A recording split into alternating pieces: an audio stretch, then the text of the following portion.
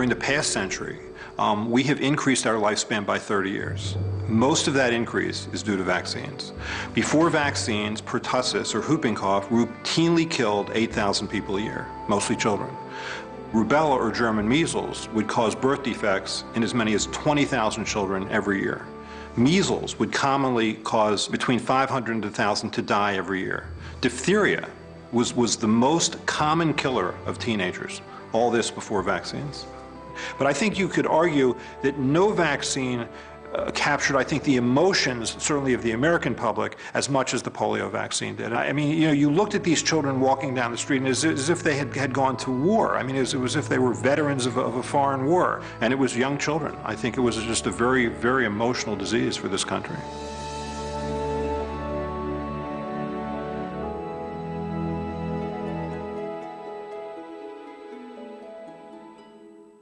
Dr. Salk, before I hand you this citation, I have no words in which adequately to express the thanks of myself, all the people I know, and all 164 million Americans, to say nothing of all the other people in the world that will profit from your discovery. I am very, very happy to hand that to you.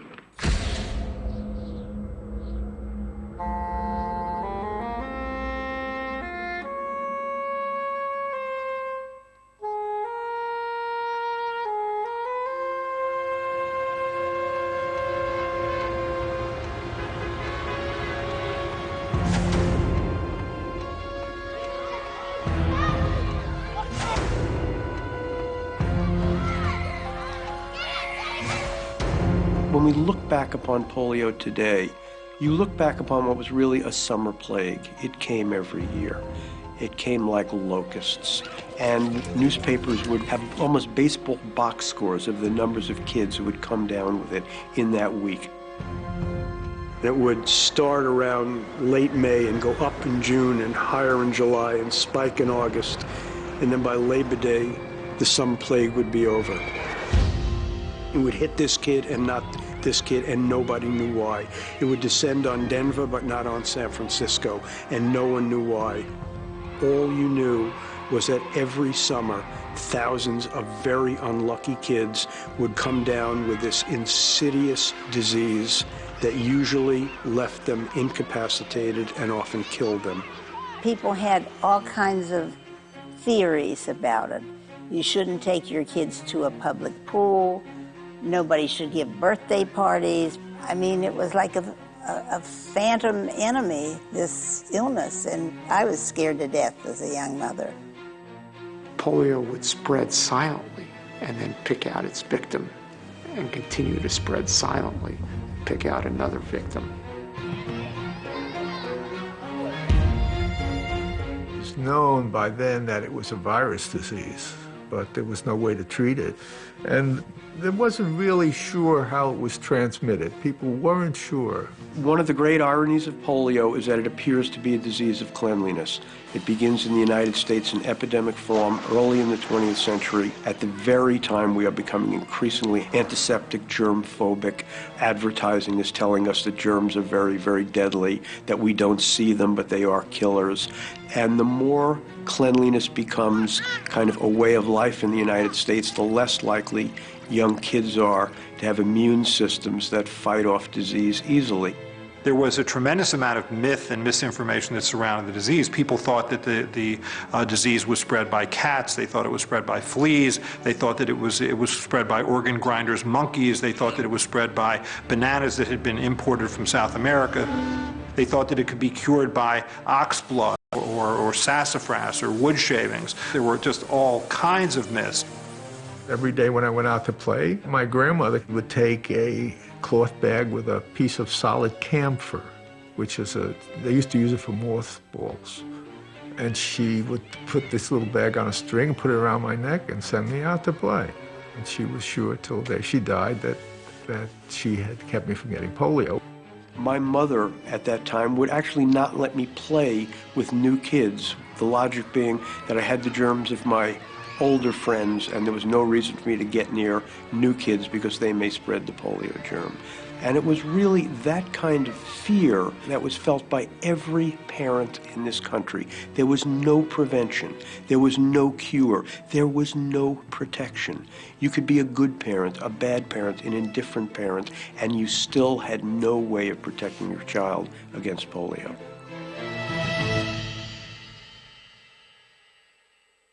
Polio is transmitted from person to person. A child with polio infection comes in contact with another child and transmits that infection. The virus reproduces in the mouth, it reproduces in the intestine, gets into the blood, and invades the nervous system. And what it does is it kills a particular cell in the nervous system called the interior horn cell. And this cell tells the muscles what to do. It's like cutting the wires to a light bulb. The light goes off.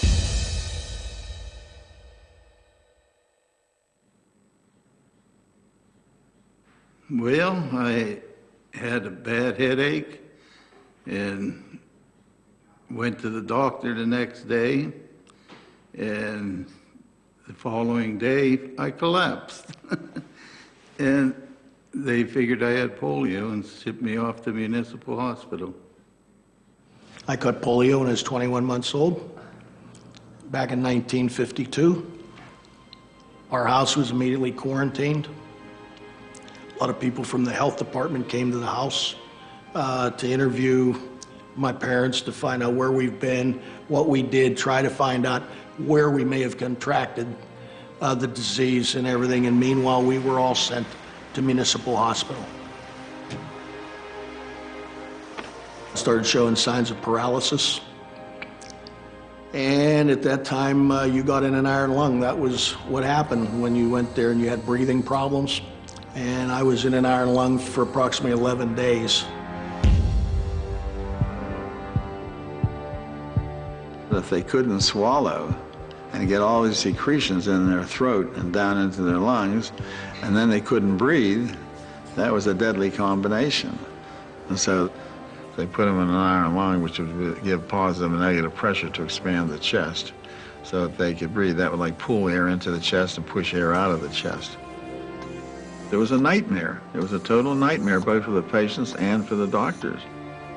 We would get these children coming up and they would be screaming, and the anxiety level was unbelievable. You try to comfort them, and how do you comfort a 4 or 5-year-old? He didn't even have his teddy bear. He could take nothing with him. And I remember the faces on some of these kids, you know, in agony. Just picture your own 2-year-old, you know, can't breathe, and it's just dreadful. Danny was probably my most favorite patient. He was a little 5-year-old and he had bulbar polio, so he was in a respirator. I would tell Danny little jokes and read him stories and everything, and it was a beautiful relationship. So I came on duty, and I pick up my clipboard, and I look down, and I don't see Danny's name. And I said to someone, I said, "Why don't I have Danny today?" It was the loudest silence I ever heard in my life. So I dropped my clipboard and I ran down to his respirator, and it was empty.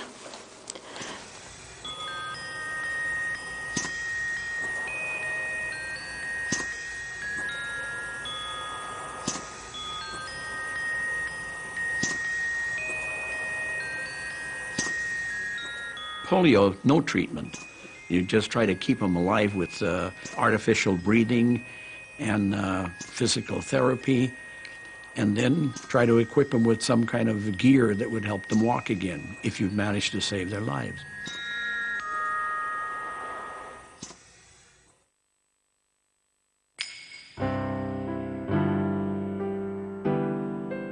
Really, when you talk about polio or infantile paralysis, you must in the United States begin with FDR, with President Roosevelt. He got it at the age of 39 in 1921 and spent the rest of his life really trying to find the cure and the prevention. He never found the cure. He died in 1945 still having polio. But what Roosevelt did was to put together a voluntary organization That was absolutely extraordinary. In the past, philanthropies are a few millionaires giving money and throwing it at some project. What the March of Dimes did was to turn this on its head. 1, 2, 3, 4. Each year, his birthday was celebrated with mammoth parties in behalf of the March of Dimes.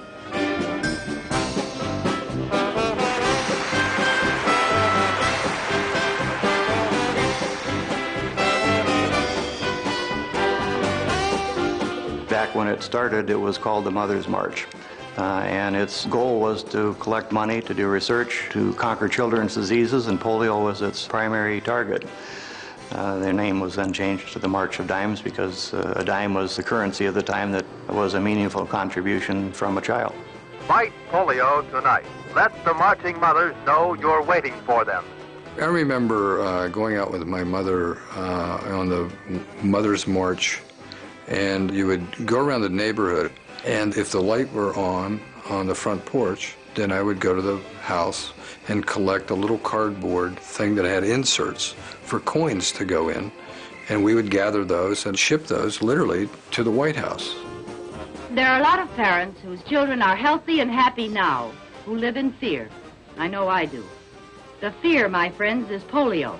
What made the March of Dimes such an extraordinary organization was that, for one thing, they used the latest techniques in advertising and public relations. They got celebrities like Mickey Rooney and Marilyn Monroe and Elvis Presley, and I mean, I have a picture in my book of a very uncomfortable Richard Nixon pumping gas for polio.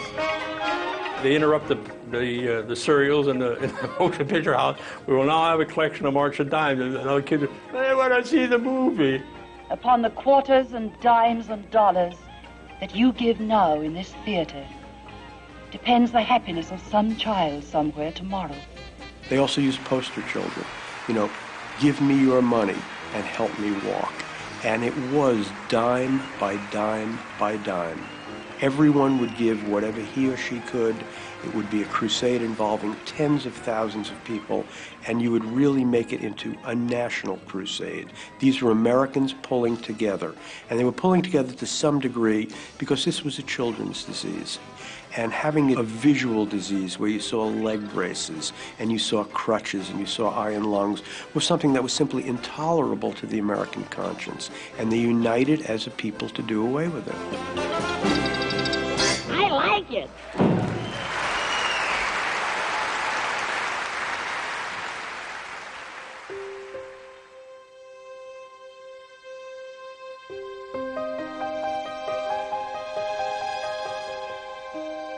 I grew up in a family where there was a sense, you know, that my dad was a scientist and that he did science. And he actually would talk about how he used to really, as a child, pray that he could do something good for humanity.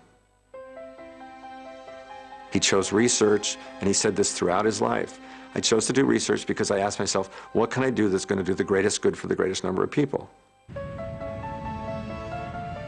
Jonas Salk is brought to the University of Pittsburgh from Michigan, not to work on polio, but to work on influenza. And what Salk understands very early on is that, you know, you sort of go where the money is. And the money was coming from the National Foundation with very, very large grants for polio. My father had an opportunity to participate in the complete drudgery of the poliovirus typing program. Now that's something that no budding scientist at the beginning of his or her career would want to take on, but this was an entree. Here was a place he could get started. I mean, the good news was that there was a philanthropical base that was going to support him here. The bad news was it was Pittsburgh, which at the time was in the backwater of science.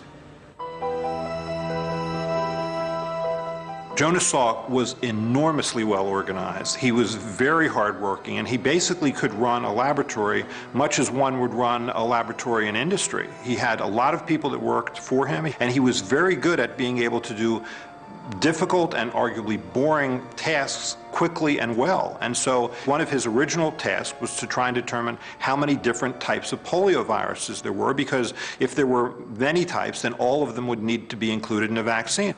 In order to do anything towards a vaccine, one had to make sure that there were only 3 types of polio. They knew that there were 3 types, But what if there were more? It was essential. I mean, prior vaccines may have failed because they didn't have a representative of the three types.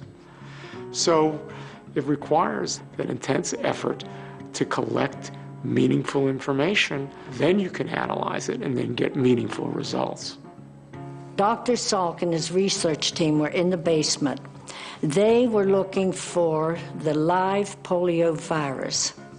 And so when a patient has to have a bowel movement, we would cover the bedpan with a sterile towel and run to the door. And sitting out in the hall on wooden benches would be Pitt medical students. Kind of cute, too. And that was their primary job, was to grab that bedpan and have it down in the lab, probably within a minute or two. And that's where Dr. Salk isolated the live polio virus from a young male patient at Municipal Hospital. This was the job that prominent researchers, prominent virologists would not do. This was the job that an Albert Sabin would give to a graduate student. It was scut work, it was hard work, it was uninteresting work, but what Jonas Salk intuitively understood was that it was the kind of work that would get him on the March of Dimes bandwagon. He was the miracle worker in the white coat on the one hand, but he was also an incredibly hard-working, devoted scientist for whom people were willing to sacrifice. And Jonas Salk, at the University of Pittsburgh, put together an extraordinary team of researchers. And what Salk did was sort of direct this team and whip this team and move it in a single direction. And that direction was to put out a killed virus polio vaccine as quickly as possible. He very much inspired a level of loyalty and devotion in people. People had a sense that they were doing something of value, that there was a higher purpose to what they were doing. And that was a tremendously powerful thing. But when he was tracking down something, when something needed to be done, it had to be done. And he really did not tolerate delays very well.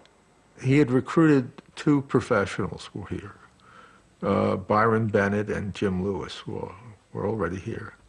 Jim Lewis was doing most of the monkey work, and Byron Bennett was in charge of the mouse work and the preparation of all the samples that came from the monkeys. We had our own animal colonies on the second floor. We had rhesus monkeys and then later on cynomolgus monkeys. And by the way, we made all of our own food for the monkeys. That food was made in our basement, in vitamins and supplements that we purchased. When we were on the night shifts, we knew exactly when we had 1 hour to go. The monkeys would wake up at 6 a.m. and they would grab their food pans and they would clang them against the bars of their cages. What a racket. And we would look at each other and smile and say, we have 1 hour to go. You know, so we called it monkey time.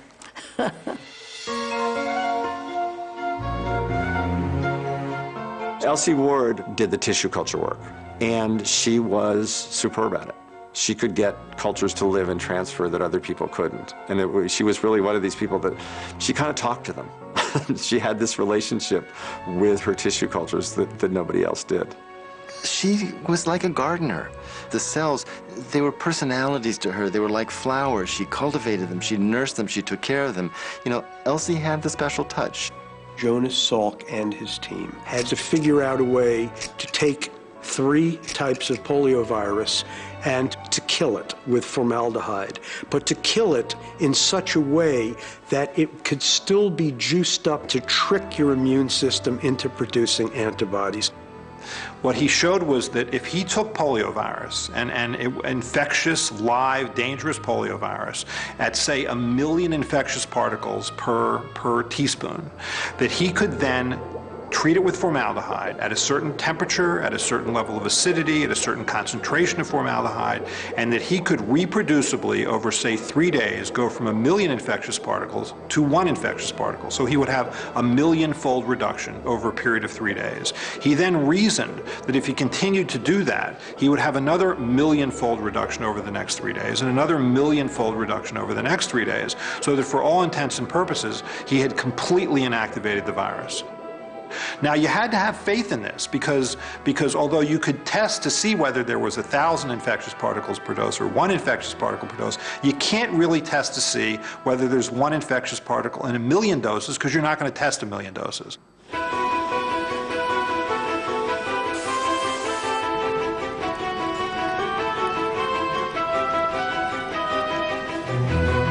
He was challenging medical orthodoxy.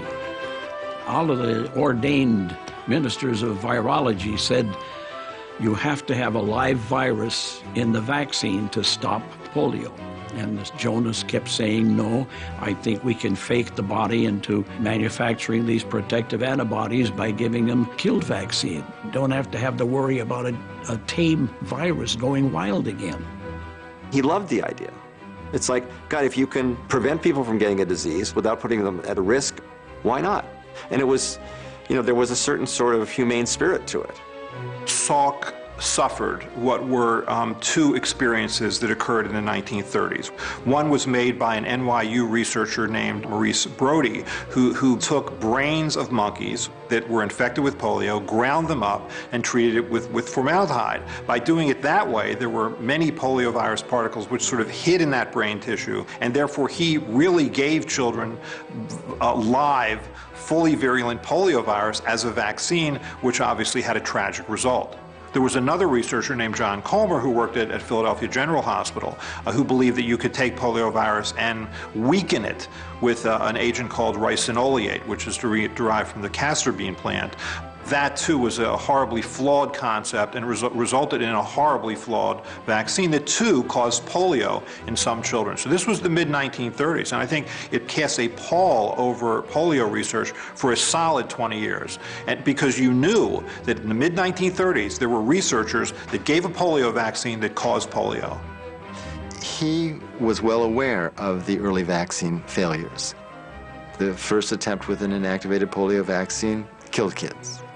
So the way was clear what not to do, in a sense. Jonas was the one who fought all those outside battles. He fought the immunization committee that was almost unanimously opposed to a killed vaccine, with Sabin leading the charge. Albert Sabin was the vaccine orthodoxy. I mean, he had bought into the notion that the only way to make a polio vaccine, or frankly any vaccine, was to take a virus and weaken it. And I think he poo-pooed Salk because he felt that Salk's notion of taking a polio virus and completely inactivating it with formaldehyde as a way to make a lifelong vaccine was ridiculous. Once he understood it and saw that it was right, he figured, well, that was good enough. Everybody else should understand it.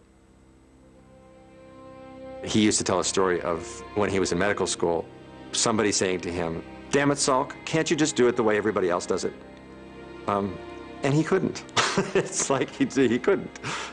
We didn't have to really be stimulated very much by what was going on around us, because up on the 3rd floor was the polio ward where they had all the iron lungs. All you had to do was go and look in there, and you didn't need much more incentive. That's a very sobering experience, you know, just to have walked through all those iron lungs. And the rocking beds, I think, were almost as impressive, because to think that you just don't stop doing this all day, you know, it was very sobering.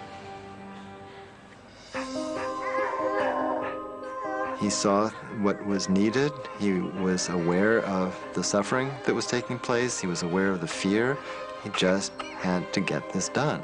He did not make people think that it's tomorrow. And he kept saying, we have to find out how many doses to give, how far apart. There's a long road here yet. But everybody was pushing, we'll get it done faster.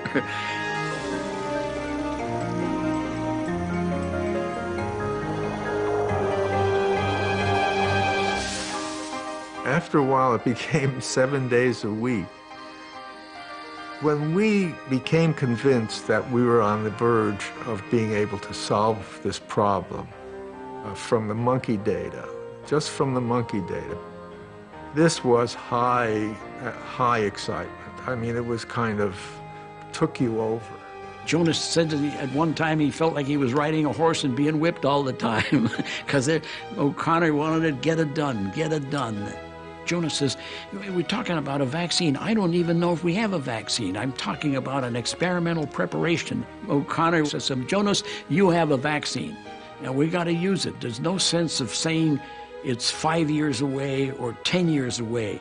Let's get moving and have it sooner rather than later. It was amazing, even to us, how rapidly things were going and how positive everything was turning out. We were on a run that was unbelievable and couldn't be duplicated today. We never could have worked the way we did. The lab would have not passed inspection. We would have had to have much more elaborate setup. Our lab conditions were rather primitive. We worked on open lab benches, and on the lab benches we put down towels which were soaked in mercury chloride. So in case anything would drop onto them, the heavy metal and the mercury would destroy the virus. We didn't have laminar flow hoods. We didn't wear masks. We didn't wear gloves. There was no plastic. Nothing was disposable. The real volume was in what we called the kitchen, where all these test tubes had to be cleaned and sterilized. And I mean, it got to be, the kitchen finally went to the basement, and they had these huge centrifuges and all kinds of staff down there. We made a lot of our own equipment even. Made special types of pipettes to use. Nothing more than a rubber tubing with a filter on the end of it that you could put in your mouth and suck the stuff up in the pipettes. And you suck up on it, and the fluid comes up in it, and then you stop it with your finger. And then you put it in a test tube and lift your finger just enough until the right amount comes out. I mean, if you're doing mouth pipetting with viruses, you may give an extra slurp and you don't want that virus coming in your mouth. So but you got up to one point and you expelled it. You know, it didn't happen often that we sucked too hard. If we did, we just ran to the sink and tried to wash it out as best we could and hope for the next 2 weeks. Every time you have aches or pains, you figure, well, let's see, what's the incubation period of this is and when do I start feeling it? But it's something you have to work with in that. You're very careful all the time.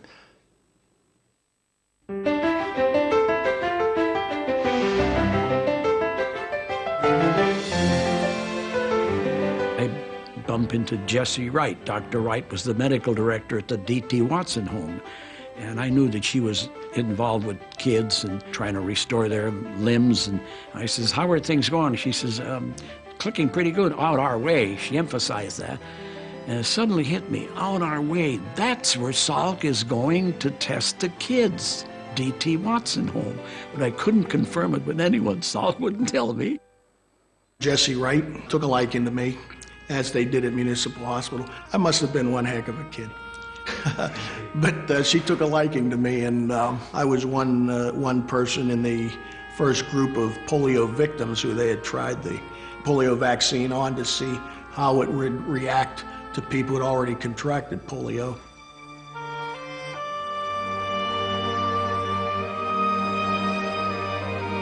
And then I thought, oh boy, this is great. I'm going to get the shot, I'm going to be able to run around and walk again and go play ball. The doctor said, no, it's not going to prevent what happened. It's going to prevent it from happening to other people, like your brother. I said, fine. And what he was looking for was what would happen to the antibody levels in those children who had already been exposed to that type of poliovirus when they were injected with this experimental vaccine preparation. He showed that you can induce an immune response that clearly was a memory response. And that broke the orthodoxy. It broke the orthodoxy, frankly, that was established by the leading virologist at the time. And he was, in that sense, a good decade ahead of his time. And he proved it, and still people didn't believe it. When my father saw that injecting these kids caused an increase in their antibody levels, that was the moment that the whole thing was done for him. He knew that it was possible to immunize humans effectively with this inactivated preparation. Is he nervous when he begins human testing? Of course he's nervous. He literally goes to those places every night to see how the kids are doing. But they had tremendous faith in Jonas Salk. He was a father. He tested the vaccine on himself. He tested the vaccine on his children. I asked Donna, his wife. She says, "Oh yeah, he gave the kids the shots, and they screamed." There's a picture of me getting a vaccination that's clearly a setup shot.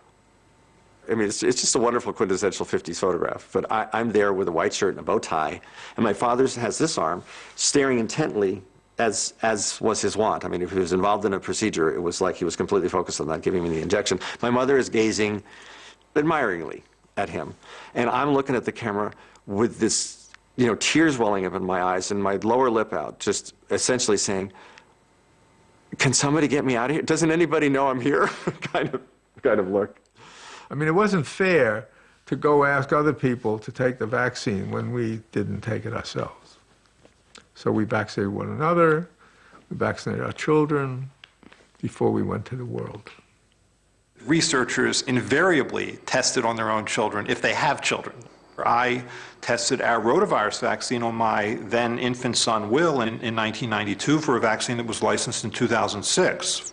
I mean, and so it's not a leap for the scientists, because the scientists fully believe that this is safe and effective.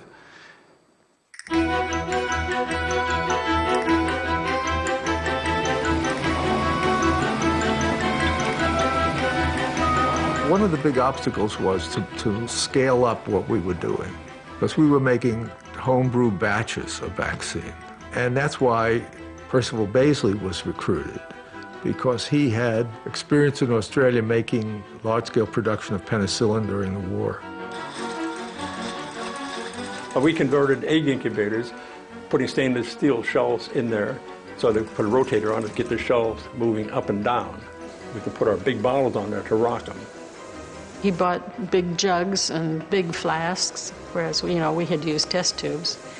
And they figured one monkey could supply 6,000 doses of vaccine.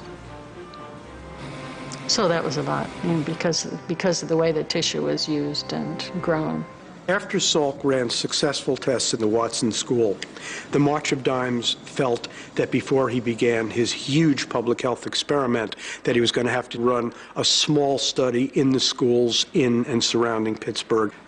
And I think there was a tremendous pride that it was being done in their city, with their money, involving people in their community.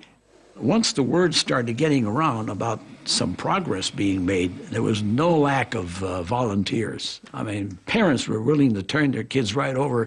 They were convinced long before Salk, this is going to work, this is it.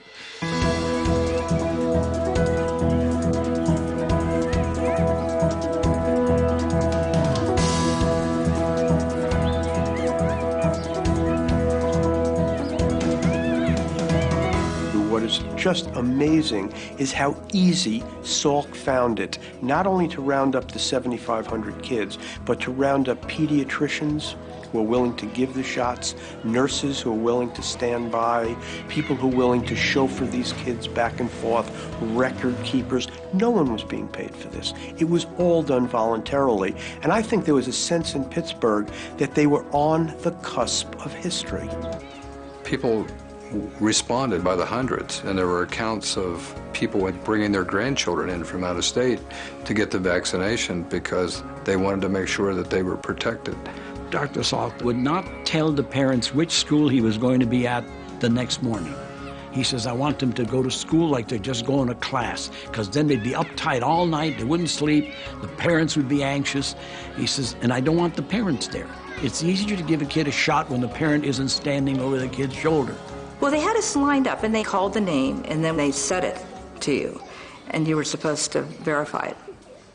And then we were called into the area behind the screen and given a little stiff bear to hold on to while we got the shot.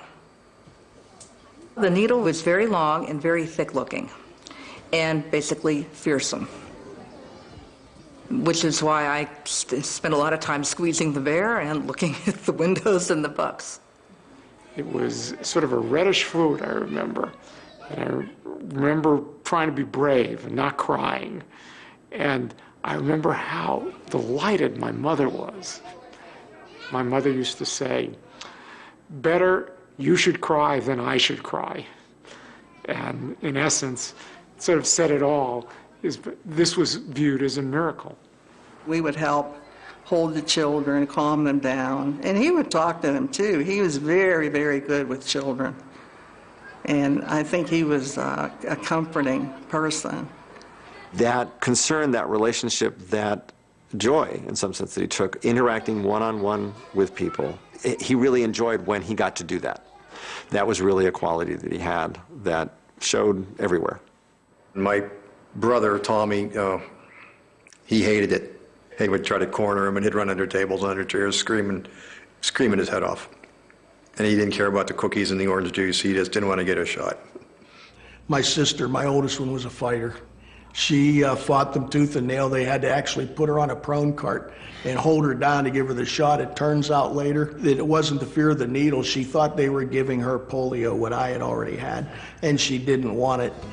Parents were lining up their kids for a vaccine that no one could assure them was safe and no one could assure them would work. But they had tremendous faith in Jonas Salk and his team. They had tremendous faith in his humanity, and they had tremendous faith in his scientific ability. It's not only a national crusade, it's a humanitarian crusade, and generations of kids afterwards are going to benefit from this. Sid said he was glad that our kids could participate in the vaccine trials. I was a nervous wreck, frankly. I was scared to take them and scared not to take them, so I had to take them. But, you know, we weren't sure what this whole thing was. An experiment at that point, the vaccine.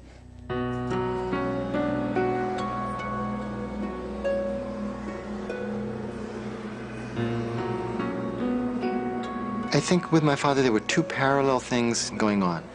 Complete and absolute confidence in what he was doing. I don't think there was a doubt in his mind. And yet at the same time, there's always doubt. There's always question, is it going to work? As a virologist and a researcher, it's interesting to watch how this plays out. When you first start to work on a vaccine, you're trying to understand it. You're trying to understand what part of the virus makes you sick, what part of the virus induces an immune response which protects you but not cause disease. And now you think you've got it. But then, as I think this is an old Chinese expression, you know, when the gods are really angry, they grant you your wish, you get your wish, which is now it's going to be tested in a big phase 3 trial. And so you hold your breath. It's a tremendous leap. Until you put them into children, you're not going to really know whether or not something is effective and, frankly, more importantly, safe. And it's a testament to his courage and resolve that he could inoculate children with something that he knew started out as live, dangerous poliovirus. And although you can do studies in cells and mice, you never really know that's true until you put it in people. Jonas Salk, for all of his self-confidence, cannot possibly say that there is no chance of a kid getting polio from my vaccine. Vaccines are always a matter of risk versus reward, and nothing is perfect. Nothing is perfect.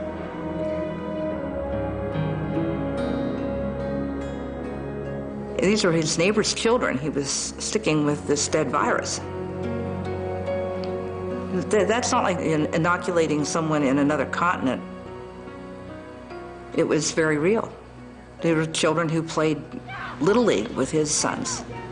There were children whose parents he saw walking in the streets of Squirrel Hill or in Oakland, worked at the university. So if you had harmed them, he would have been in a very, very difficult situation.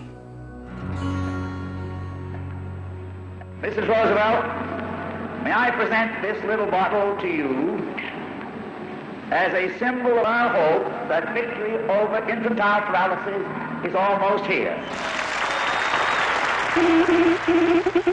It's time, America. Time for Walter Winchell, the man who gives America the news. Walter Winchell of the New York Daily Mirror and the Washington Post. On the eve of the field trials, Walter Winchell opened up his broadcast. Mothers and fathers of America, they're preparing coffins for your children. because they're going to be doing this experiment on them and some of your children are going to die. Walter Winchell was a yellow journalist of his time. He believed, as he said, that the way to become famous is to throw a brick at people that are famous. And that's what he did to Jonas Salk. But I think that when Jonas Salk chose to make a vaccine that was funded by the March of Dimes, he signed up for being responsive to the American public. And so when people raised false concerns, I think it was his obligation to stand up and fend off that concern by trying to explain science to the public. Not an easy thing, but I do think that was his obligation, and he saw that as his obligation. The studies that my associates and I have been doing at the University of Pittsburgh have indicated clearly that it is possible to induce antibody formation in children by suitable injections with a kill virus vaccine. More than that, it appears that there are no harmful ill effects accompanying these inoculations. That didn't hurt, did it? Okay. O'Connor said, you have to do this. In order to get your vaccine done, Jonas, there are certain things you need to do. And again, he was able and willing to do the necessary things to get things done, even if it wasn't exactly in his line of work. Scientists are a reticent lot. I mean, they generally avoid the light. They work quietly in their rooms and try and come up with something new. Salk was unique in the sense that he was put forward, I think, by a very large public relations group that was funded by the March of Dimes as a scientist who was going to help save our lives. And I think scientists were jealous of that. When peers were critical, when there were attempts to derail what he wanted to do, I imagine that he would have had a sense of aggravation and frustration. But my father had a sense of what was right in nature, and it was that he cleaved to. What anyone else said, whatever dogma there was, made absolutely no difference to him. And I remember asking Julie Youngner, I says, is this safe enough? Julie says, hey, this is like saying, is the pregnant woman pregnant enough? He says, if it's safe, it's safe. If she's pregnant, she's pregnant. I says, okay, I take your word for it. In April 1954, field trials of the Salk polio vaccine begin in dozens of selected communities throughout America. In the largest such test ever conducted, 1,800,000 children volunteered to participate. The vaccine, which has obsessed Jonas Salk for years, now begins to pass out of his hands. When Thomas Francis was put in charge of the field trial that would ultimately become the largest field trial of a vaccine ever performed, and I think will remain the largest field trial of a vaccine ever performed, there was a question about how to do it. Can you do a trial where you give half the children, say, the vaccine and don't give vaccine to the other half and then watch what happens? I mean, Salk believed in his vaccine, but the only way to know whether it was safe was to have a group that hadn't been inoculated. Now, Salk didn't want these controls. He thought it was morally reprehensible to give some kids the vaccine and knowingly withhold it from some others. The fact that he did agree to a placebo-controlled trial was a major, major plus in the evaluation, and that has become the gold standard for testing vaccines, both for effectiveness and safety.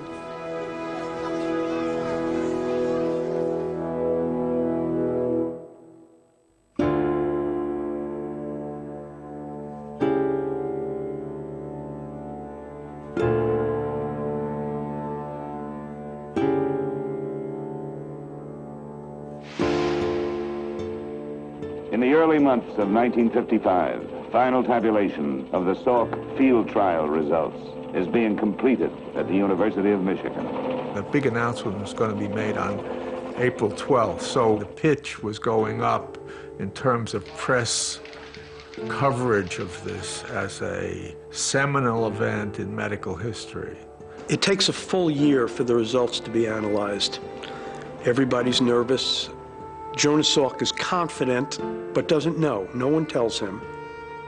This is Tuesday, April 12th, 1955, a day which may well mark the most significant event in all of medical history.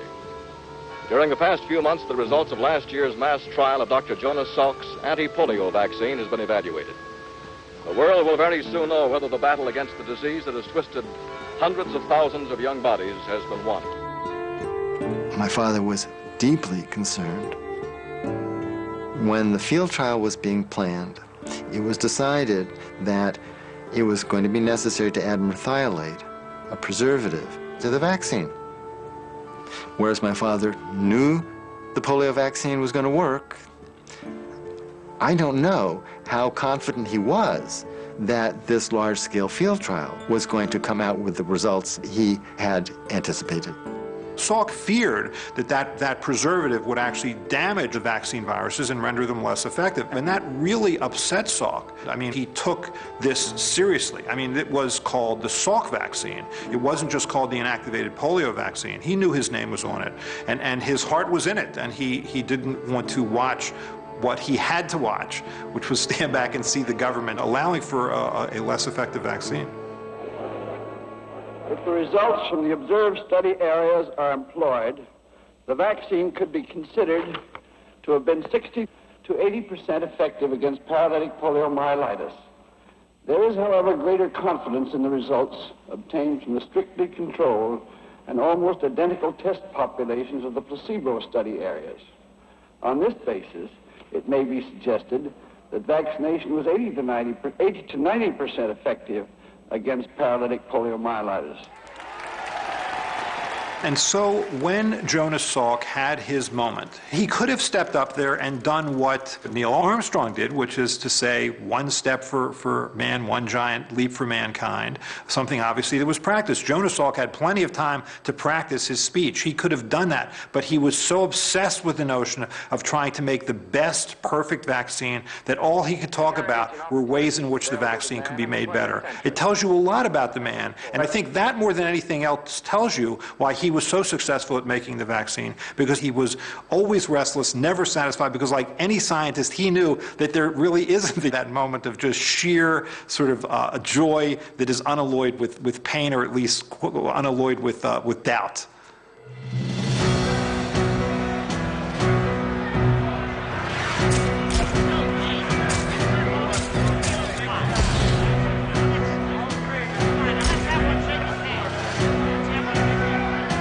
The guy gets off the elevator and he hits the runway. He never got into the room. Everybody is yelling, "Give me one."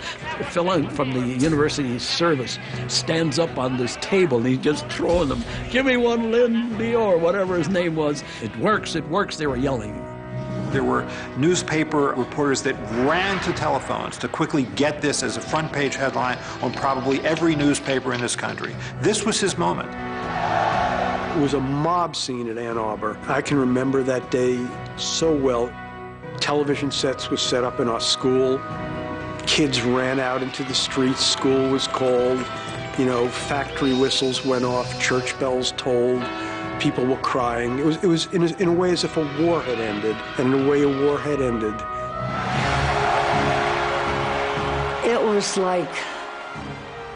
It was like something just being lifted, like you just thought, oh, you know, my God, I just can't believe it. It's over. I mean, it's over for millions and millions of children.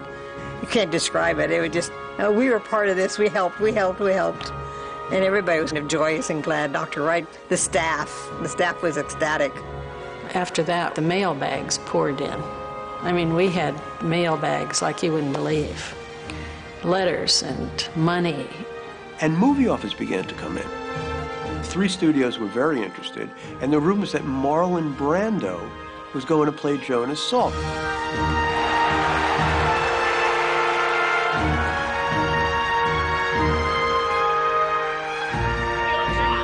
When the vaccine was declared safe, potent, and effective, that Jonas Salk became a national hero. You know, he was on the cover of Time. Newsweek called him one of the greatest Americans. He got the Congressional Medal of Freedom. President Eisenhower invited him to the White House and actually broke down. Few people had ever seen Ike do this. He said, I just don't have the words to thank you. Ike was a grandfather. This is a sign of how great medicine is, and particularly how great American medicine is at this time. It is an extraordinarily wonderful, optimistic moment, okay? And there is reason to be proud.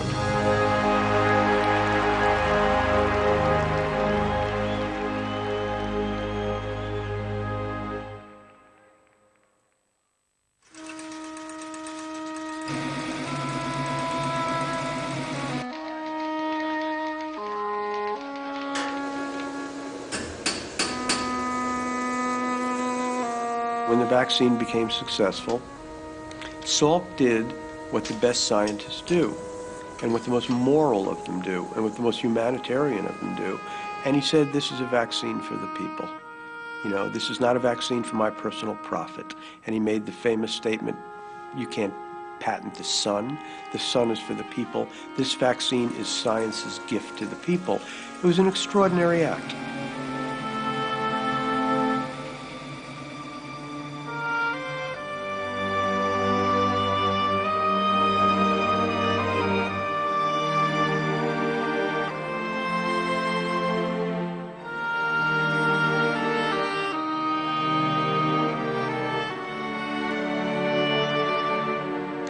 It was an absolutely extraordinary moment in time, and there were so many streams that fed into this. I think it really has to be remembered. This wasn't the work of one person.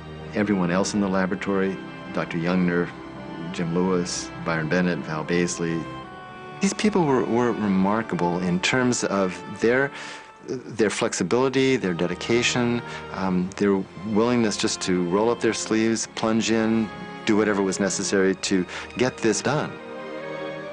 What happened with the vaccine involved a particular kind of optimism, a particular kind of understanding and belief in science, a particular kind of, we have heroes, we have people who can do this. And I think my dad asked himself every day of the rest of his life, why can't this happen about other things? Why can't this happen about poverty?